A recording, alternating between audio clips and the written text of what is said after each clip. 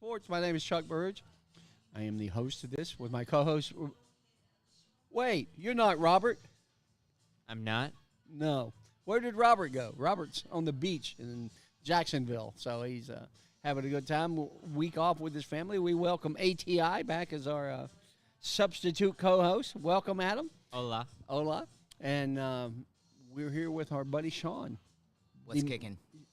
You know what's kicking. The Masters is kicking, and Miller's Ale House is kicking. Everything. Sean was just telling us that packed out the last couple of days, and that's not typical for a spring break. Yep, but hey, we'll take it.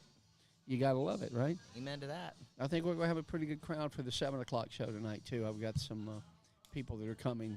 Supposedly, they're supposed to be for this show, too, and they're not here, so we'll see. What else is happening in Miller's? Well, we've changed up our weekly specials. So no longer crab legs on Wednesday nights? Crab legs is going to be a full pound with 2 sides for $20 7 days a week. Oh, wow. Also 7 days a week for $15. We have a 6-ounce sirloin with 12 Gulf fried shrimp, 2 sides for $15. Monday through Wednesday is $16 full rack of ribs with a side. And Thursday and Sunday are prime rib days. Wow. Now, did you remember all that just to have it on the show, or do you know that off the top of your head? Well, we got an email about it. Not that I read my email, but somebody told me, it's they don't really pay me enough to read email. Yeah, been there, done that. I know that. It's above my pay grade. We get a lot of them. We have a large crowd here this evening. It's going to get even bigger, I would hope, as we get further into the night. Amen to that. Yeah. I'll take it. Yeah. So a lot of people come out to watch Braves baseball? Yeah. Beginning of the season, end of the season. Middle of the season, not quite so much. Cool. A lot of people, especially when it's a home game, the Braves are selling out the stadium a good bit. So. Yep. Well, cool. Well, we appreciate you sitting in as always. Cool. And thanks for the club soda, brother. I appreciate it. Yes, sir. All right. Talk soon. Yep. So I didn't tell you really what our show is about. Our show is about supporting guys that are going through physical and mental issues. That if we can take, there goes Sean right across the camera. If we can take, if we can take their minds off what they're going through for an hour, and you help people when they're down and out, then we'll all be a better place. This world will be a better place. We welcome back our good friend Dan. Dan, congratulations on being the winner of the 3 Guys Who Love Sports inaugural bracket. Oh, thank you. I mean, whenever UConn wins, that's when I win. And I want listen to the crowd cheer for Dan. That's what I'm talking about. Yeah. So I want to present you with your $25 gift card. All right. From Miller's Ale House. So that's pretty cool. Tell us how you settled in on UConn as your champ. I mean, so I'm from Connecticut, and that certainly does classify me as a UConn fan. And like when they have won in the past, the formula has been you win a preseason tournament or the championship in your postseason tournament. Yeah. And you're hot when you go to the postseason, and that was the case this year. They had 15-2 to finish the year, and 14-0. Yeah, they the lost start of the year, but they lost 4 or 5 at one 6 time. of 8. 6 of 8. They were brutal in the middle of the year. Yeah. But they finished hot.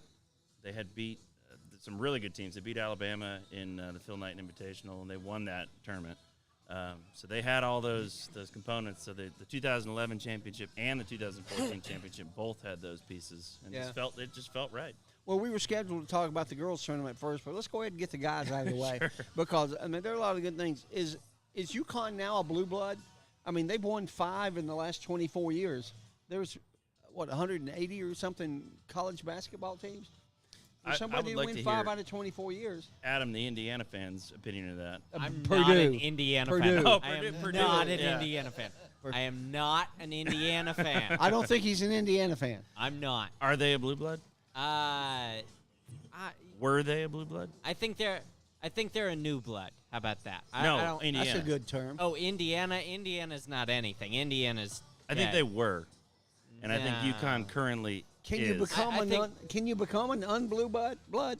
Yeah, I think UConn was there in maybe 14 because they had 4 wins in 15 years. That Yeah. I mean, that was really impressive. Yeah, so now they And then got the another American one 9 Conference years just later. destroyed them. Yeah. I mean, to come back from where they were 9 years ago, it's pretty impressive to where they're at now. I think no, but I think UConn's a new blood. I mean, I think you still got Duke, you still got Michigan State, you still got Kentucky. Michigan State is not a blue blood. And North Absolutely Carolina. not. It's Absolutely not. No. and Kansas. In Kansas. Kansas is definitely So, a blue blood. Blue blood to me, you're saying Michigan State's blue blood because they're perennially around. They're always Yes. in it, but they only have 2 championships. Yeah, Tom Izzo's a great coach. He is. I really like Fantastic. Izzo. He's a great coach, but I don't know that I would categorize Michigan State as a blue blood. But would you call UCLA? Because it's the same. They have 11, but the last one was 95. Yeah, and they had, 7 in a row with Wooden, right? Right. Yeah. That's a tough call. The whole I conversation. can't believe I'm saying this, but I really like Adam's terminology of new blood. I do too. Yeah. I think like Gonzaga, UConn, Baylor. Duke. But Gonzaga's not Not a new Baylor. blood. They haven't won anything. No, but Gonzaga's perennially there. Like they are one of the top teams every single year. They've made what? Who beat 8 them this year? straight? Was it Kansas? No. Who beat No, Gonzaga? UConn. UConn. That's beat- right. Yeah, but yeah. but they've made what 8 straight Sweet 16s. Like to be able to make 8 straight Sweet 16s is crazy. I would call them elite. I don't know if I would call them a blue blood. I'm because not saying they're a blue blood. I'm saying they're a new blood with UConn But I think you have to win a few championships to be a blue blood. and that's fair. Yeah. But I like the terminology. I really do. I like new I do. blood, an up-and-coming program. But the blue bloods, like the UCLAs and North Carolinas and the Dukes, they're the ones that are perennially there, not just in the top 16, but maybe in the top 4, maybe in the Final 4. They just haven't been recently. But a lot of victories coming out of those schools, right? Yeah. So I don't know. So let's take a little bit of this game. UConn beat everybody by double digits in the tournament, right? So very, very good basketball team. I was listening to a show yesterday. They said if you went out on the street today, if you walked out here in front of Miller's Ale House and talked to the first 100 people that said they were sports fans, how many of them could have named one player that was in the game, championship game on Monday night? I would say 1 out of 100. I could have named a couple, but that's because I watched every game of the tournament. Yeah. And, Yeah. But the average sports fan, I mean, Braves fan, sports fan, Yeah. but they probably couldn't name one player. Or in the past. But is this a form of a weakened, I don't want to say it's a weakened Final Four, but a non-blue blood Final Four? Or is it leading to something bigger? Is this the way that it's going to be? Because I looked at the number of transfers, and each school had like 3 or 4 or 5 transfers that played on these Final Four teams. Is that the way of the world now? I mean, is it going to be a one and done every year? Yeah, I mean, it feels like free agency or other sports. You can change your team in the course of a year. UConn was good last year. They made it. I think they were also a 4 seed last year. They lost in the first round, but they added a couple of guys through the transfer portal who were excellent bench pieces. I mean, they were the reason why they would win the games the way that they did. Is they were 9 or 10 deep. So in the second half, Iona Iona was leading by a point, and then second half started, and UConn just took off. But TCU did the same thing. TCU TCU built through the transfer And portal. Kansas State. And I'm talking TCU football built through the transfer portal, and they made the national championship game. TCU basketball also built through the transfer portal. So, and so did Miami. I mean, Pack was at Kansas State last year, and he got a huge NIL deal from Miami. But I think that's the way it's going to be now. I think you have to build through the transfer portal. It's kind of like free agency at this point. Which I don't. That's all the transfer portal is. Yeah. It's free agency of college sports. And I'm not happy about it, but it is don't what like it it? is. Why don't you like it? I don't want to get into the argument that people think that coaches can go anytime and players should be able to too. I'm just a traditionalist, I guess. And if Mark Price starts out at Georgia Tech, I expect him to finish at Georgia Tech. And the same thing now. If Chris Youngblood, perfect example of leading scorer at KSU, his coach leaves and there's their top 3 players left the next day. And I just think it's the way of the world. I don't think it's It's a new sports era with the transfer portal. I wish they do something about it. They're not going to. No. But it was Too much money. Yeah, and I don't know if I told you about this, but I have a buddy that went to Murray State, and the last time they made I think they made the Sweet 16 or top 32 or whatever, but the next day their coach was hired away, and the next day they had one player left. And he was a walk-on. That was was that the 2019 tournament with John Morant? Yep, when Ja left, where the coach got hired away. I can't remember where he went, but that's sad that you got one player on your roster. Yeah. 2 days, but.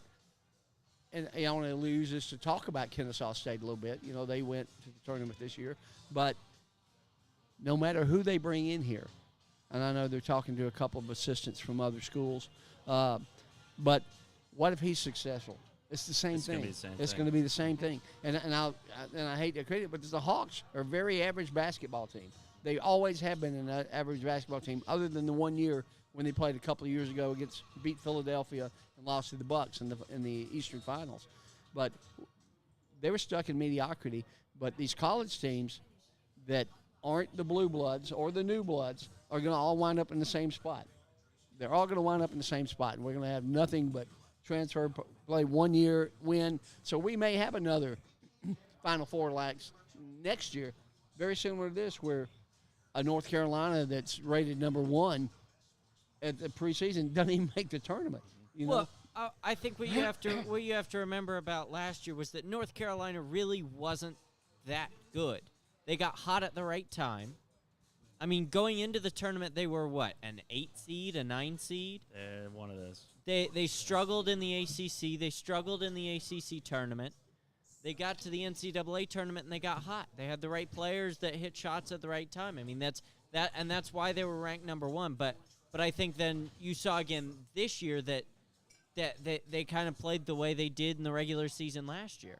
Yep. So I don't know that North Carolina is a great example of that, but I don't think that they deserve to be in the tournament this year at all. No, they didn't. They didn't. And just like we talk about in college football, the preseason polls are a waste of time because they judge on a recruiting class or they judge on what they did last year, and that's just not the way it turns out. I mean, TCU, not in the final, not in the top 25 of football. They wound up playing the national championship. North Carolina, number 1 in preseason rank, they didn't even make the tournament. It's the new way of the world, I think, in sports, college specifically. Yeah. But I think this Final Four was at least 3 teams who have been fantastic this year. UConn was great at the beginning of the year, and they were great at the end of the year. San Diego State has been fantastic all year. They played a very strong schedule, too. Yeah, and Miami was significantly underseeded. I mean, they had the ACC Player of the Year. I mean, Didn't they win the ACC tournament, too? So I believe they did. Yeah. Miami was significantly underseeded. They had the ACC Player of the Year. They won the regular season. They won the conference tournament, and you stuck them at a 5 seed. So I'm not surprised Miami made the Final Florida Four Atlantic either. was a 3-loss team. Exactly. Until the Final Four. Yeah. So I think going back, like 3 of the 4 teams are coming out of these brackets are not surprises. Like I'm not surprised San Diego State made it. I'm not surprised Miami made it, and I'm not surprised UConn made it. I'm not either, to be honest. I almost took San Diego State in the bracket. One of my dearest friends wrestled at Central of Connecticut, and he's a big UConn fan. Blue Devils. Yeah, but I'm just curious as where this is way. Would not having preseason polls fix this? No. Okay, tell me why. Well, college football, and maybe more so than college basketball. I mean, every year Notre Dame's in the top 10. Why? Why are they in the top 10? Because they're Notre Dame. Yeah, and then they lose Exactly. 2 games in the first month, and then they're out of the top 25. It's just, I think preseason polls are a joke. I always just kind of shrug them off. Always. I do too, and they're just there for the talking heads, right? Yes. They're just there so people have something to talk about.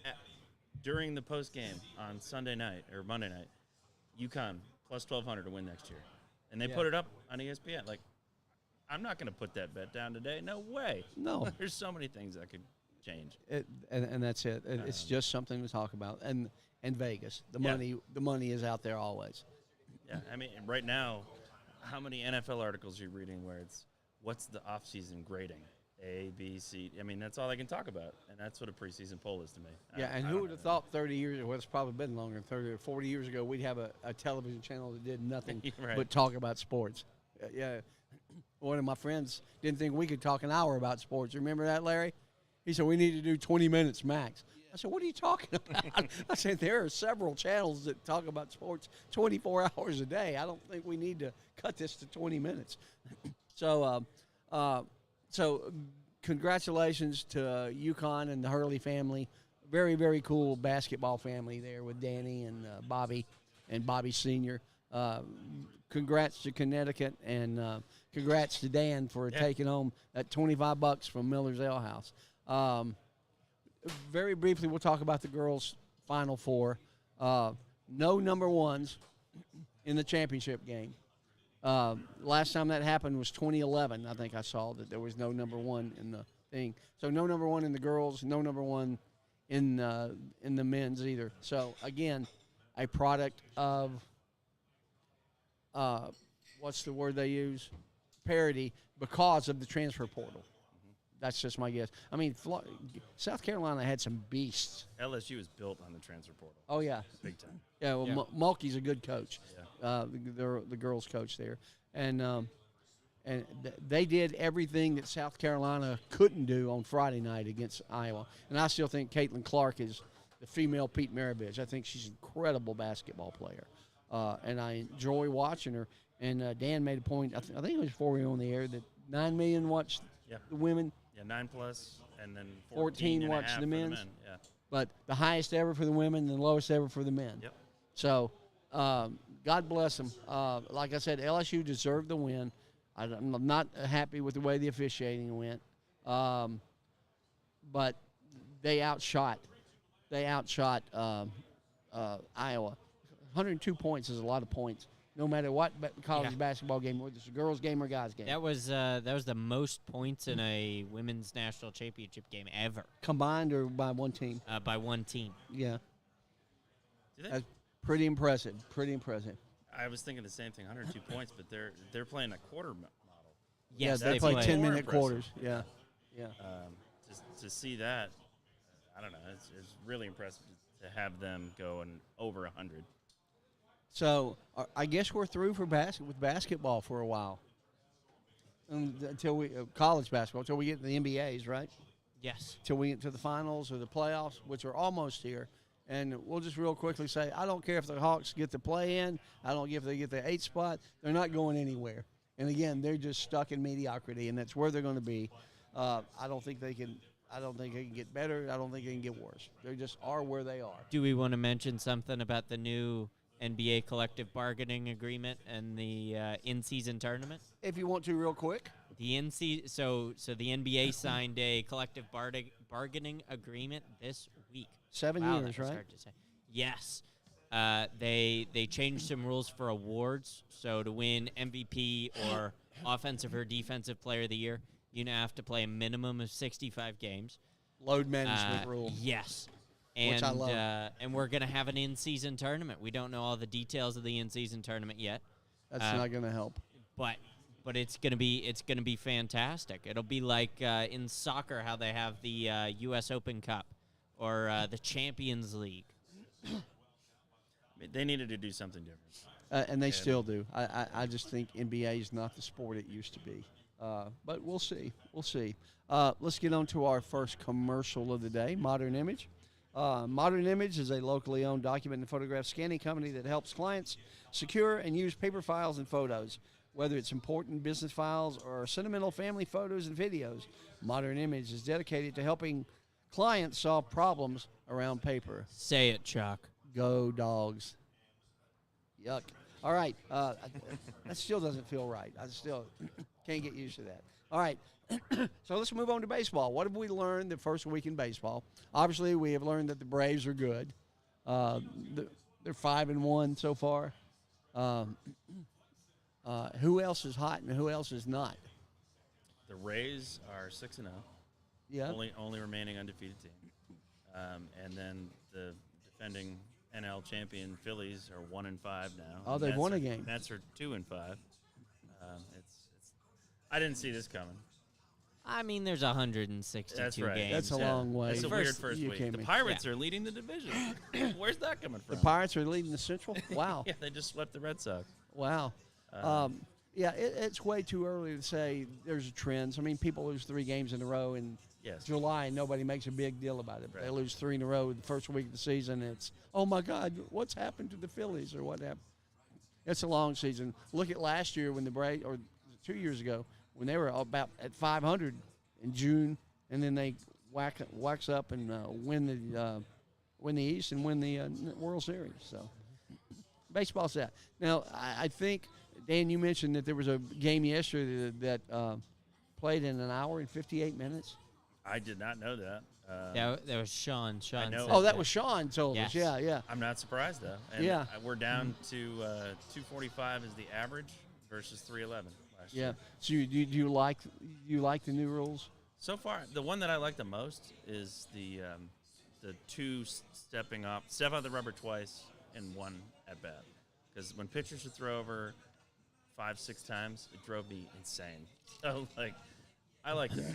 And you're locked in. Once you step up twice, you're locked in. Who is the pitcher that I saw something on TikTok?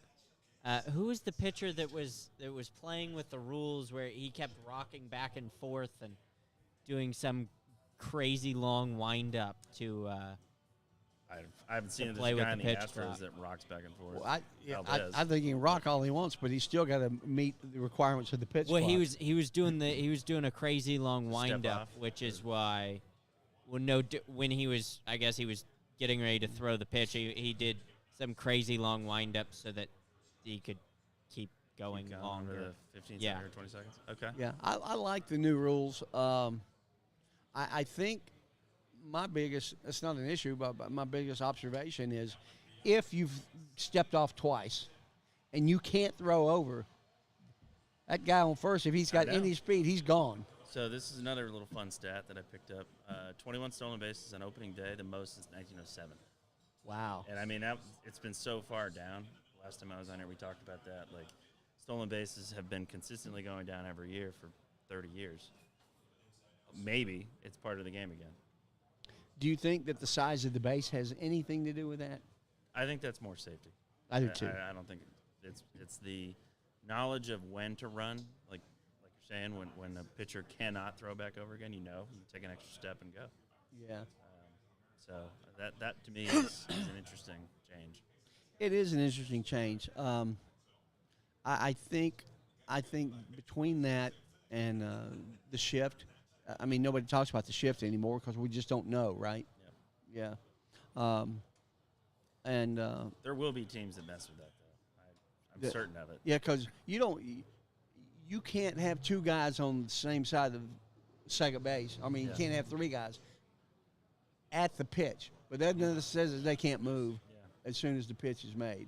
Yeah. And standing right behind second base as a shortstop is not normal positioning either, but Joey Gallo is one of the worst pull hitters in baseball. I think he had 160 a few years ago, just terrible. All of a sudden, he's probably player of the week for the Twins. I think he's 5 home runs or something already, 4 home runs. He's really? Killing it. Is it Nestor Cortez for the Yankees? Yeah. I haven't seen it, but I'll look for it now. He had a really long wind up, I guess, 2 or 3 weeks ago to extend the pitch clock. Mm-hmm. Yeah. I don't know. I thought the ball had to be out of his hands by the time the pitch clock, 20 or 25, based on whether somebody's on and off, right? So it's interesting. People seem to be happy with the shorter games from a sports purist. But the people that just want to go to the game and drink beer and sit out in the sun, do they really care how long the games are? No. And the reason why I like baseball more than other sports is because I can do that. And then something interesting happens, and we were having this conversation for 20 minutes, and then, oh, wow, Olsen just hit a home run. Cool. Yeah. The days of people sitting in the stands with the scoring books, I think that's long in the Yeah, we past. talked about that a little bit last week. That's what I did when I was a kid. I've done it. Marlon Longacre called me a nerd because I did it. I said, I'm not a nerd. Yeah. I loved baseball. That's what you did if you loved baseball. Well, I can remember Fenway Park, when I was a kid, there was no in-game entertainment. So in between the innings, you're watching the team get ready, and you're paying attention to warm-up throws. And then There's no running around the track and see who wins that race. And so, yeah, right. So that's 20 years ago. no snuffleupagus and the San Diego chicken and all that stuff. You know, I'm the original hammer in the Home Depot race. Are you really? Yep. I didn't know that. As an intern for them in 2009, I was the only person who could fit in that costume. You were the intern for Home Depot? No, for the Braves. For the I Braves? was a marketing intern for the Braves. Oh, that's cool. But yeah, that's a tough life. you You don't want to be the hammer. Did you ever fall when you were running? If I did, we would have gotten fined from Major League Baseball because I wasn't getting back up again. Oh, really? That thing was so top heavy. Oh, that's funny. They had to redesign it. And the one now goes to about people's knees, but that one was almost down by my ankles. It was just How heavy is that thing? I'd go 50 pounds. Really? Yeah, it's all heavy foam. Yeah. I also was an Aquafina bottle for the Devil Rays when they were still the Devil Rays. Oh, that's cool. The stuff you do as an intern, right? Yeah. Yeah, that's I knew I got a friend that used to be Buzz for Georgia Tech. Wow. And he loved that. You know her Burt Reeves? He's was a state representative. Now he works for Georgia Tech, but he used to be Buzz at Georgia Tech. I'd like to be the person driving that old truck that they have. Oh, the Ramblin' Wreck? Model F or whatever it is, Model T. Ramblin' Wreck? Yeah. That would be a cool job. I'd like to do anything at Georgia Tech. I'd wipe the sweat off the basketballs or whatever at Georgia Tech. That would be a great job. My niece actually worked there in the sports department for 7 years. So phenomenal. That's cool. I'd like to hear some more about those stories. Yeah. So we talked last week who we thought would win. Adam, you didn't get to give your opinion, did you? No. Who do you think's going to win the major? Who's going to be in the World Series? The Braves and the Astros. Really going on a limb on that one. Yeah. Yes, But I am. That's my answer, too, to be honest. Is it really? There we go. I'm going to still go with the Padres and the Astros. I like it. Padres got some hitters this year. That's with Fernando Tatis back and all. I think they're going to make some noise in the National League. They weren't bad last year, but I think they're going to win the National League. So we'll see. Baseball, like we said, it's a long season, and I don't know if it's too long or not, but it's a long season. By the time August rolls around, you got a pretty good feel for who's like that question will be much easier to answer than it is today. Yeah, it is. And what's the latest? They did put Freed on the IL, right? Yeah. Dating back to when he pulled the hamstring on opening day or whatever it was. Supposedly, he'll miss 2 or 3 starts. 2 or 3. Not terrible. So it's 25 day. Not 10 day. 15 day. He's 15 on the day. 15 day. Okay, It's it shouldn't be too long though. cool. All right. Well, let's get another one of our commercials out of the way. We'll do Supreme Lending.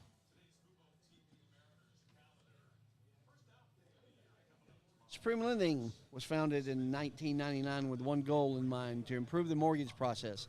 And since then, we have been doing just that. Here we deliver exceptional service and some of the fastest turnaround times in the industry. Our team will stay in touch with you throughout the process and get your home closed quickly and conveniently. Whether you are buying or refinancing, our goal is to have your loan cleared to close in 30 days or less, so that you can focus on all the other things that are going on. Whether it's your first mortgage or your 1,000th, make it supreme. Find us on the web at alvinjameson.com or give us a call at 865-357-6500. And we want to thank Alvin for being a sponsor, along with David McDonough from Modern Image. So those that know me really well know that Christmas is my favorite week of the year. But my second favorite week of the year is this week. Not only is it the end of the NCAA basketball Final Four, but it's the Masters. And to me, the Masters is I'm a very sappy guy, so I get very emotional at the end of the Masters. Will I live to see the next one? That's how much I love the Masters. And working from home, I never turn my TV on during the week until 5:30, unless it's a major golf tournament. And this is the week for me. So A lot of good things going on with the Masters. Have you ever been, Dan? I've never been. Okay. I was invited in 2020, Well, you should be shot. and that should not tell going. you something. For 2020 being invited, Yeah. the city invited us. Who did? The city of Augusta invited me as a business owner because we were interested in expanding there. Oh, wow. And they weren't allowing anybody onto the course because it was COVID. So the city's function occurred at Topgolf. Oh, wow. I've been to Augusta for the Masters, but not to the Masters. Yeah. I've been 3 times. Oh. I never knew that you could drive down Washington Road and look down Magnolia Lane because I never got that far down Washington Road. I always parked as soon as I get off the highway. But fabulous week. Do you ever watch it? Or? Oh, yeah. Yeah. So what's your favorite Masters memory? Well, I think the 19 with Woods was my personal favorite. I mean, that was, 19 years between champions, or 14 years between? 14 years from 2005. Yeah. And you didn't see that coming at all. But the first year I moved into, personally, the first year I moved into my home in Augusta, or in Atlanta, we set up the television outside. It was one of those perfect April 75-degree, no humidity, not like the coming weekend. And we just sat outside because we didn't have any furniture in the house. We were just sitting outside on the porch watching this TV and watching the Masters. It was great. That was good memories for me personally with the Masters. How about you, ATI? Well, this is my 4th favorite week of the year. This is going to be my going to the Masters for this is the 13th year in a row, 12th year in a row, 13. I don't know. I've lost count. You're saying yes. to attend? Wow. Yeah. My family has tickets. But my favorite Masters memory is it's a strange one. I think it was like 5 or 6 years ago. I was sitting on 13 with my dad, and we're kind of sitting in between 13 and 14. You know, there's the woods, and then down the fairway before the raised creek and the green. And so we're kind of sitting in between 13 and 14, and we get up to go get lunch, and we walk across 14 fairway, and Mike Weir had teed off on 14, and he hit it into the trees, and so we were kind of standing in the trees beside 14. Left or right? Left as you're looking from the tee. He To the hit it green. into the left. On the high trees. end of the fairway. Yes. Yeah. So we walk over there, and we're standing there with Mike Weir, and he hits his second shot, and he hits another tree, and it goes into 15 fairway. So then we walk all the way over to 15 fairway with him, and I think he eventually gets it on to 14 green. But it was just really cool standing there with Mike Weir as he's playing 14, and then I think 3 or 4 years ago, Rory McIlroy hit a shot from the top of the hill on 2 into this lady's purse, and she was like 4 people down. I remember that. So we got to stand there with Rory McIlroy. That's pretty cool. Your family has tickets. Yes. Am I assuming, Chuck, that your family does not have tickets? Just like No, my family does not. My personal favorite tradition for the Masters is receiving that damn email every October or whatever. Nope, you don't get tickets this year. Sign up again next year. Yeah, I've got that too. Yeah, That's a tradition unlike any other since Yeah. 2008 for me. it's a terrific. Yeah, it's a tradition like no other because it never happens. One of Well, these that's days. funny. Yep, I've been 3 times, and I'm blessed to have done that. I'd love to take my sons sometime. I think it would be a blast. I've heard that like today for the par 3 is one of the most enjoyable days on course. It's a harder ticket to get than Is you it? can imagine. Yeah. Yeah. I had a friend that went Monday. I'm sure Rick Limpert's in the audience. Rick, you've been to the Masters, right? Yeah, many times. So it's a cool thing. You know, they did this thing Sunday night where they did a video game of playing the Masters, and they had like Eric Church, Josh Allen was there. Oh, nice. Yeah, pairings with girls and guys, and they played the video game, and I can't remember who won. Eric Church and Rick Steele, I think. And but that's kind of cool, new tradition. They do things right at the Masters, no matter what they do, whether it's chip and putt. I love watching the women's amateur tournament. Anytime I can see the Masters on my TV, I don't care what the event is, I'm going to watch it. And I've been watching live at the Masters on the tee or on the, what do they call it? On the practice area where they for 2 hours a day all week. Yeah, they're warming up. Yeah. I just love it. I just love everything about the Masters. I have found some interesting facts out about the Masters. Anything about the food? No. I got one for you there. I was have going an to ask interesting pimento fact, cheese too. or potato salad. Cold chicken sandwich. Okay. I have an interesting fact. They have a palm tree on number 4. Yeah, the only palm tree on the course. Yes. Yep. And what is the only hole with no sand trap? The only hole with no sand trap. 1 has a trap. 2 has a trap. 3 has a trap. 4 has a Is it trap. 14? 5 has a trap. Thank you, Dan. It is 14. Yes, it is 14. Yeah, that makes sense. 14 has a trap. I'm but a 14 man. doesn't have a trap. 14 does not have a trap. So here's some of the other interesting facts that I learned this week. You know what Magnolia Lane is, Yes. right? Were they in? Yes. How many magnolias are on Magnolia Lane? 22. 122. There are 61 on each side leading down Magnolia I Lane. got the first number. I got the second 2 numbers. I forgot to add the first number. Yeah. When was the last par 3 contest with no ace on it? Last par 3 contest with no ace. I feel like they talked about this today. Oh, I did some deep research. Yeah, they did talk about it today. 2014? No.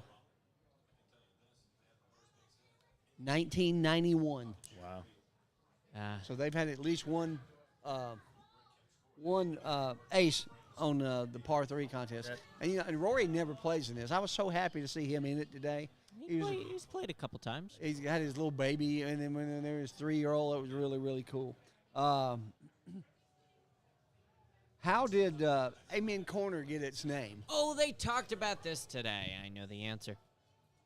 Go ahead. Fire away. Well, it was from a song. I don't remember what the song's called. I think it's Praying in Amen Corner or something. Shouting in Amen. Shouting in Amen Corner. Shouting in Amen Corner. And somebody wrote a news article, and they called it Amen Corner, and they referenced that thing, and that's how Amen Corner got its name. Yep. Who was the first person to receive a green jacket?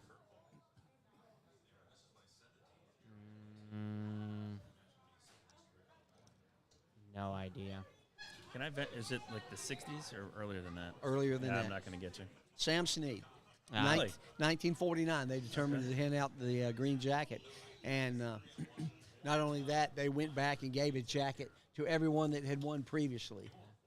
But Sam was the first one to receive one in 49. First year was what? 1931? Sounds I thought right. it was 32, but I 32? I don't know. Yeah. All right. I can't even read my own writing. Oh, how many amateurs that have stayed in the Crow's Nest, it was Crow's Nest is where the amateurs stay, have gone on to win the Masters? Not many. 6. Close. I was going to go with like 2. 8. Is it 8? 8 have done that, yeah. Seamus Power, we talked about earlier today, had 2 aces in a row today on 8 and 9. Was that the first time that was ever done? No, it's been done 3 times previously. Once was in No, 2000. 2 times previously. This was the third time. Oh, this was the 3rd time? Yeah. Once was in the 90s, once was In the 2000. Was it 2006 or 2005? I thought they said one of the time was in the 50s. So I just know there was one in 2006 or 2005 or 2006. I wasn't really listening. I had a paper to write. Did you know that the first place there was ever an azalea in the United States was at Augusta National? I did not. Yep. Yeah. So what was it? What was the Augusta National Golf Course before it was Augusta National Golf Course? The Augusta National Country Club. No, it was Fruitland Nursery. Oh, yeah. And they actually, in the original plans for the golf course, there was plans for a 19th hole to do a playoff, but they never built the 19th hole. That's right. Yep. So it was the Bertrand family that bought the land and sold it to Bobby Jones. Bobby Jones bought it in 1931. So that was pretty cool. So who is the only British Open champion that never broke par at Augusta National? I have to dig deep for this one. Oh, you will have to dig deep. Not Louis Oosthuizen. Nope. You're going to be shocked by this answer. Even ATI and his Not vast Tiger. knowledge of Masters. Not Rory. Is this what era would you call this? 'Cause he's all fresh, recent. No, he's not. He's not recent. So this is a past. Yeah.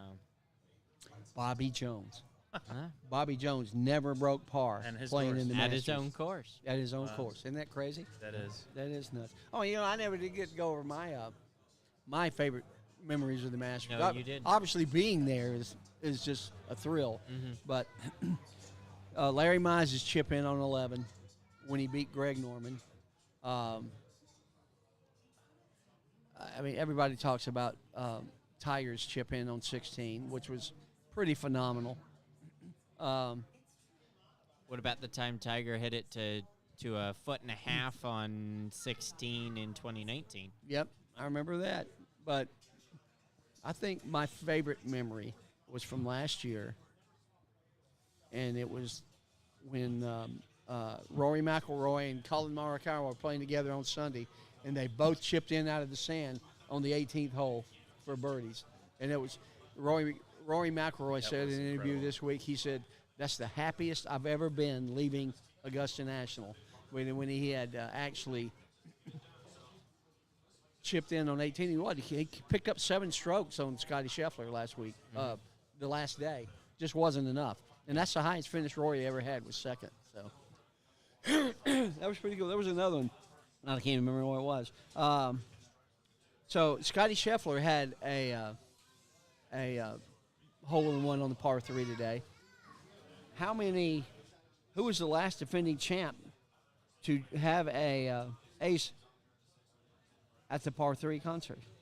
They definitely talked about this today, too. Yeah. You already said his name. It's not I Speed. already said his name. Well, it's not Tiger. It's not Rory. It's not Oosthuizen. I have already said his name. Yep, Mike Weir. Oh, Mike Weir. Yeah. What do you know? Yeah, he's the last guy to do that. So I love Mike Weir. yeah. God, I wish I could read my own writing. So what can you tell me? Do you know the story about Scott Stallings? What happened to him this year? No. Scott Stallings' invitation to play in the Masters got sent to the wrong Scott Stallings. I Oh, heard I about did this. read Yeah. They sent it to somebody like Sea Island or something, which is where Scott Stallings lived, but they sent it to the wrong one. And the guy that got the invitation called him or texted him or found him on TikTok, said, "You're not going to believe this, but I got your invitation to play in the Masters."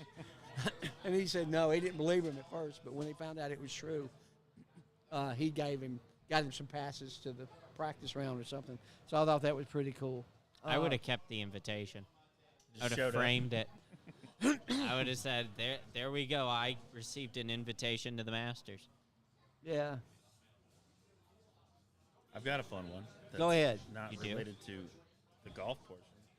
I was reading my daily news today, and I don't know how many times that you buy 3 or 4 beers at the Braves game, and you come back and it's $60. The entire menu, egg salad, pimento cheese, barbecue sandwich, all of that stuff, $66. You could buy one of everything. There's 25 items, and it's $66. I know, that's crazy. isn't it? It's so cool. They were talking about how the line was 2 hours long for the hospitality tent, for the food concession concessions. tent, and he said a guy in front of him said he spent $10,000 in the souvenir tent. Oh, yeah, and I that's believe and that. that's I what believe took him that. so Oh, yeah. long. On the Oh, yeah, I opposite end of believe the that. spectrum, Yeah. the polo shirts are about $160. Yes. But Yeah.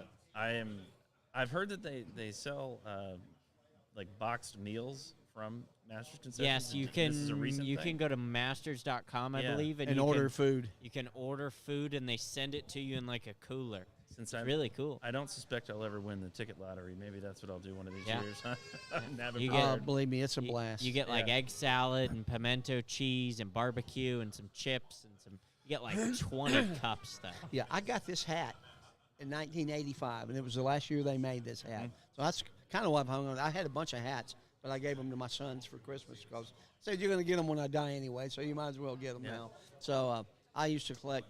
I've got over 200 something hats. This is my third favorite. I've got a hat from. My son was in Scotland last year and brought me a hat from the old course that just says the old course on it, which is really cool. And then one of my poker buddies brought me a hat from the Ryder Cup in Brookline, Mass. in 1999. Yeah. So these are my 3 hats. Right off the red line. Yeah, I've absolutely. seen that course more than probably any other top 100 in At the world. Brookline? Really? Yeah. We Yeah. drove past Whistling Straits up in Wisconsin, but I've never got to see the course. We just drove by the exit. That's cool. I was wrong about Mike Weir. I have a note here. It says last to win the who shot the lowest round to win the Masters on the last day? To win the Masters on the last day, lowest round would be Arnold Palmer, wouldn't it? No, but not a bad guess. That would be Gary Player. Ah. And here's the last trivia question I have. Mm-hmm. 12 people have gone from have won the par 3 contest that eventually won the tournament.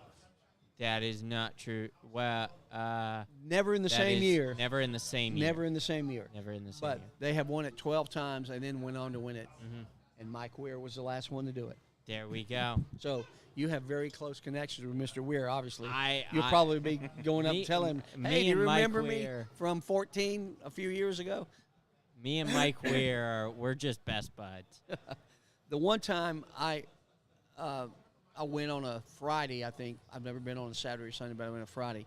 But it was my brother actually got to play with Jack Nicklaus in the Pro-Am at Atlanta National. Not Atlanta National. Atlanta Athletic Country, Club. No, Atlanta Country Oh, Club. the club. Country When it club. was Bell South or whatever it was then. And I walked around following him. And then the following year is when I got to go to the Masters. And I walked around with Barbara Nicklaus. And she said, I don't remember your brother, but Jack will. He never forgets anybody he plays golf with. So for me, that's a pretty good memory, too. Yeah. That's an amazing memory.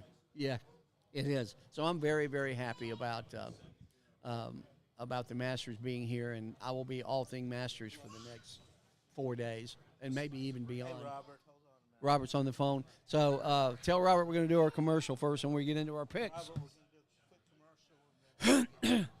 All right. So who we have left? We have Bearcat, right? Yes. Yep. All right.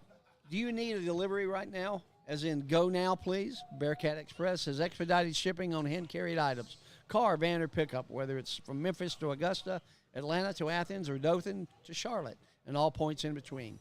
You've got the drivers to get your stuff where it needs to be, whether your passport's still on the dresser, your 7-iron isn't in your bag, or you have a dog that hates to fly. Bearcat Express, with their live tracking capabilities, is the team to turn to. We are the only go-to courier in the Southeast USA. Check us out at bearcatexpress.com. And thank you, Blair Cook. And Blair is in Augusta, and I still can't figure out why he's not getting me Masters tickets. So speaking of Masters, the Masters of all things trivia is on the phone with us, Mr. Robert Kinney. Robert, how are you, buddy? I'm doing good. I don't know about that, but hey, I'll take it. There you go. API a lefty Do what? because this is API a lefty because this whole conversation about him and Mike Weir. I think he kind of looks like Mike Weir. I'll take it. I think you look like Mike could- Weird. I could pass for Mike Weird. Yeah, you just have to learn how to say things like Canadian, like back in Exactly. grade 5. And Hoser. I can't believe I hit that shot, Hoser. Nuances down pretty good. A boot the hoose. A boot to who's. All right, so it is time, Robert. We'll let you listen to ours before we hear yours. It's time to announce your 4 picks. Now, we have a Masters.com tournament, just like we had for the NCAA basketball bracket. So if you want to go to Masters.com, to go to our website, and there's a link there at 3guyswhoLoveSports.com, and join in the fun. We're also giving away a $25 gift card, 4 Millers for that, and Rick Limpert's got some prizes, some golf prizes that we're going to be giving away for that as well. So we will start with the youngest person here. That's Dan. Adam. Adam, give us your 4 picks, and it's got to be a former champion, an American, a foreign international player, and a wild card. Okay. So shoot with your former champion. Scotty Scheffler. Okay. It's an easy pick. You're not going to beat Scotty Scheffler. So he's your pick to win? He's my pick to win, but he's also my past champion. So if he wins, how many times would have been done? Back-to-back championships? 4 times. It will be the 4th time. Tiger. Yep. Nicholas. Yep. And Palmer. Nope. Nick Faldo. Oh, Nick Faldo. Faldo. Sir Nick Faldo. Sir Nick Faldo, yes. And to you as well. So I got Scotty Scheffler, Will Zalatoris, because I love Will Zalatoris. Yeah, Will's been kind of down in the back. He had to pull out of the last tournament he played. He has, but he usually plays well at Augusta. He does. My international player is Victor Hovland.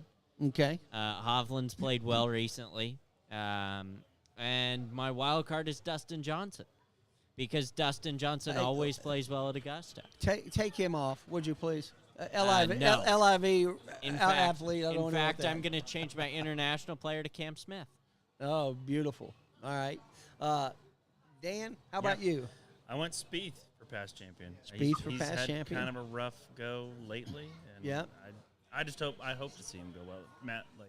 The Masters is probably one of his best tournaments over the course of the year. Everybody talks about Tiger knowing the course well, but all these people have played it a lot now. Those that have been around a while have played it a lot. You're going to see some of that consistently with my picks. Yeah.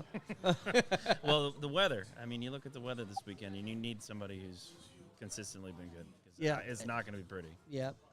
Okay, so you're American player? Dustin Johnson, which I agree with you. He's the devil. But he's very, very – I think his average finish is in the top 10. Other than the year he pulled out, yeah. Jon Rahm, international. And then I think in my overall pick to win is Rory McIlroy. I feel like if it is a nasty weather week, you got the best driver in the tour. He can break through some amazing par 5 stuff. And they play a lot of that rain golf over there where he's from, too, in Ireland. So. I mean, it's been 14 attempts for him. Yeah. So it'd be awesome if it were his year. I think it's his 9th attempt. No, 9th since he won. Yes. Or 9th since he blew it. They were saying on the par 3 contest, though, that there's an amateur who played with Rory. I heard this. Either yesterday or the day before, who outdrove Rory on just about every hole. I heard about that. So if they said he might be the longest player in the field. Let's get that guy in this list. Well, how about Tom Kim getting to play with Freddie Couples and Rory and Tiger on Sunday? What a great experience for him, huh? All right, so my I've got Scotty Scheffler as my past champion. I think he will become the 4th. I want McIlroy. McIlroy is my international player. Sam Burns is actually my American. Sam played very well at the Dell match play last week, which I really loved. I loved watching that. And my wild card is Xander Schauffele. Xander Schauffele has made 20 straight cuts, more than anybody else on the tour. And he plays very well every other year at Augusta, according to his records. So Xander Schauffele is my wild card pick for the tournament. So Robert, it's all up to you, baby. Well, I can't pull up my list currently. I don't know why, but I think it's going to be. Close your ears for a second, Jeff. I think this is going to be an LIV moment. Oh, my God. I really somebody like Dustin Johnson coming through, hoping on Jon Rahm to possibly move it the other direction. But I think that man, although I know I didn't pick Mullet Man in my bracket, of course, I was picking the names so quickly. I got worried when I got to the wild card, and I decided I'm going to start on the bottom half of the list and work my way up. And right off the bat, I saw Will Zalatoris, and I like him in this type of moment. But Okay. I think it's going to be really nice, and I think it's going to have to come down to your boy McIlroy defending the PGA against the LIV, because I think those guys are coming. Well, let me tell you this. I see how much time we've got. Oh, we've still have 5 minutes. So you know how much I despise LIV, but I really heard some rational discussion this week about why they couldn't. They go from playing on these municipal courses, and they play 3 rounds, not 4, what is their incentive to win on these cases? It's a totally different game when you go from okay, I've already got my money, let me just play, and do I pull for the team or do I pull for me? Or do they really have the drive to do this after playing on the LIV tour? And how many? There's 16 LIV players, is that right, Adam? Yes. 16. So each year there's going to be less because now they have to qualify to play in the Masters, and they're not playing on U.S. soil, so they don't have the, if you win a tournament or be in the top 50 of the world, but they don't get world ranking points, right? So fewer and fewer LIV players are going to be able to play unless they solve this issue. But I don't think the drive's there, and I don't say that because I don't like them, but I heard enough talk on Golf Channel this week that says, that how can they do it? They go from that course to this course, and saw a little bit of that today when Sergio Garcia was putting on these greens, and he wasn't even close on some of the shots. It's just my take, and I understand everybody has their own take. I hope by the time Saturday morning comes around, there's not one LIV player left. But you're right, John. I don't think them playing only 3 days for the last 9 months is going to take them out of the equation for being able to play 4 rounds. And we'll see what happens. It's looking like pretty good weather, but it should be cold on the weekend, correct? No, it's supposed to rain every day. The weather's tomorrow. going to be terrible. Yeah. It's going to be 70 and raining on Friday. It's going to be 50 and raining on Saturday. And it's going to be 60 and raining on Sunday. So it's not going to be a great. Well for McIlroy defending the faith. We should see Anybody a lot from Yeah, we should see a lot of birdies, though, because the greens are going to be pretty soft. So you'll really be able to stick it right next to the pin, which I think is crucial on some of these holes. Like on 2, sometimes they place the flag in the back, the back left as you're standing in the fairway, which is hard to reach. That's on a dry day. Typical Saturday. Yeah. Sunday's the far right-hand pin placement on 2. What's your number of birdies for you to put down for your tiebreaker? Do you remember? I think I put down 120. 120?